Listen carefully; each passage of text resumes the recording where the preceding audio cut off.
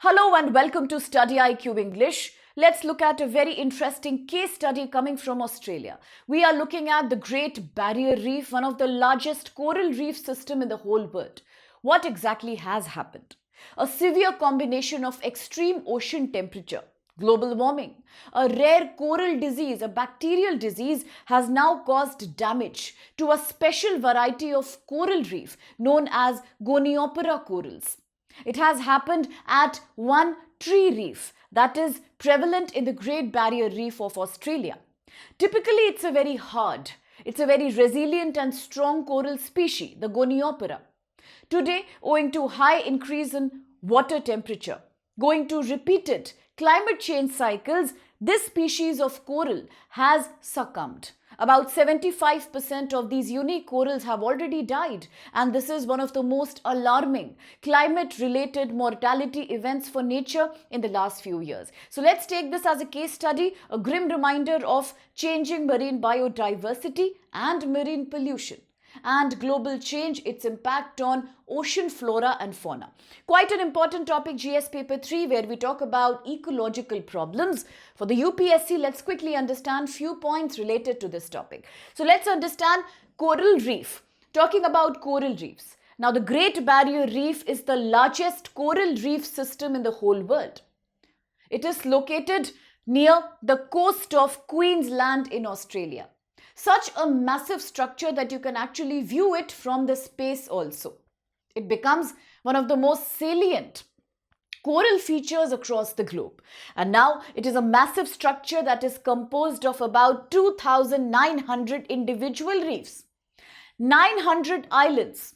If you look at the spatial extent, it spreads across 2,300 kilometers, so big, as I said, you can view it from the space. It is world's biggest single structure built by a living organism. In the past few videos, we have spoken about how the corals and the algae, they have a very symbiotic relationship. In fact, I told you the relationship is usually called as a mutualistic relationship, where the coral and the algae, they both benefit from the relationship. Giving algae food to eat, giving coral its unique, diverse, brilliant colors. But due to high temperatures, as there is an acidic reaction that takes place in the coral reef, the algae then expels out of the coral reef. What happens then? The phenomena is referred to as coral bleaching. The corals then appear as absolutely white. And that's when they get more prone to weakness, disease, and eventually they die. And that's exactly what has happened in the Great Barrier Reef right now. On the map here, you can have a quick snapshot of the Great Barrier Reef location. You can see it on the northeastern coast of Australia, quite near the Papua New Guinea island. Now do tell me in the comment box, why was the Papua New Guinea in the news? It was in the news because one state from India has recently exported a very fine variety of rice to Papua New Guinea. Quickly tell me which state was that. I just spoke about it about 1 week before with you. So look at the location of the Great Barrier Reef. Yes, it's one of the largest coral reef structure. Today, a research and investigation has been done, and it was observed that due to extreme heat stress, due to widespread bleaching across 112 colonies of the corals in the Great Barrier Reef area, all these corals are now succumbing to a very dangerous bacterial disease, and the name of the disease is black band disease. So for the UPSC exam GS paper 3, you typically study about various virus, bacterial or other infections of plants and crops, sometimes even food crops like wheat and rice, even cotton, the bollworm cotton. Today, also remember, we are talking about a bacterial disease of the coral. The name is black band, very important for the prelims exam. Now, because the corals are getting bleached, because they are succumbing to high ocean water temperature, they are now experiencing this deadly disease which has destroyed so many living corals in this area. Talking about the black band disease, it has affected 60% of all the colonies that were experiencing coral bleaching. So therefore, healthy corals will not succumb to this disease. It is always the bleached corals that usually very easily fall prey to this deadly bacterial infection. Within a few weeks, the corals become so weak and brittle that they start disintegrating, they start dying. The study also specifically focuses upon the species of coral that I told you. It is the Goniopora. Universally, it's regarded as a very strong, high heat tolerant variety of coral, and that's why today the level of mortality, with over 75% of the Goniopora dying, it's a shock to the scientists as well. A species that is very hard, a species that is very, very adaptable, resilient, has today finally succumbed to the high rise of ocean temperature and bleaching. Eventually, it has fallen prey to the disease called the black band disease, and that's why it becomes a very, very threatening prospect to the whole world. The disease is now rapidly spreading. Initially, the disease used to be very common in the Caribbean. Yes, the same Caribbean where in the news in the last few days, we have repeatedly spoken about Trinidad and Tobago. We have spoken about the conflict between American president and Venezuela and Colombia. Why? Because of the narcotic drug smuggling in this region. Operation Southern Spear. Do not forget all that. Try to link one episode to another. Coming back to Caribbean. The black band bacterial coral disease was initially found in Caribbean, but eventually it is becoming very, very common now in the area of the Southern Pacific. Now, it is the Great Barrier Reef area, where initially in 2024 few colonies of corals were impacted by the disease. At that time it was dismissed as a rare phenomenon. But today it is becoming commonplace because by April 2025, 61% of all the bleached corals were infected, and the disease is now assuming a dangerous proportion. Just like when we talk about COVID pandemic, we talk about the Marburg disease, we talk about the swine flu or the bird flu. We say these are zoonotic diseases, microorganisms that can cross species barrier. Here we are looking at a disease that's epizootic disease. I repeat, epizootic disease.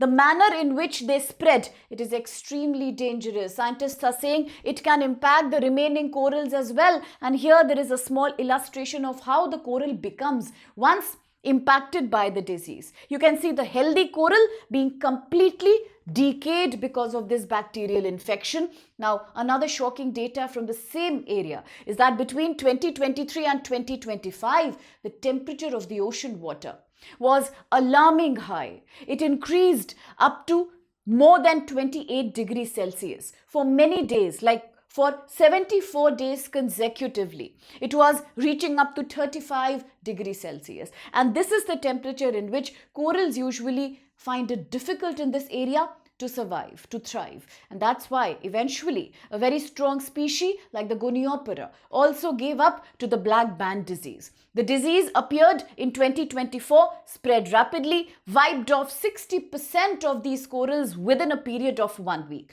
There are surveys which are confirming that 700 colonies are experiencing the same pattern now.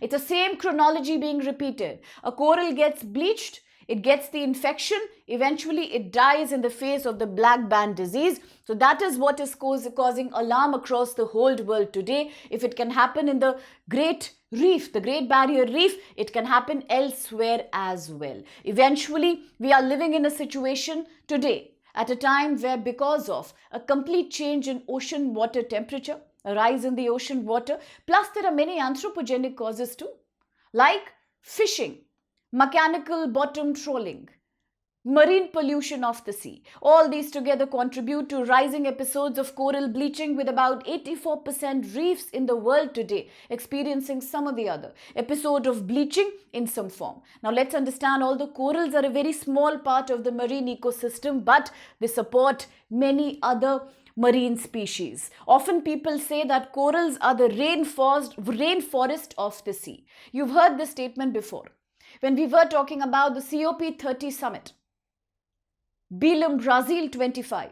Remember, we spoke about how deliberately this time the event was held in the Amazon forest to tell the people of the world that we need to protect our rainforest. Similarly, corals are also known as the rainforest of the sea. Why are they called the rainforest of the sea? Because of the contribution they do.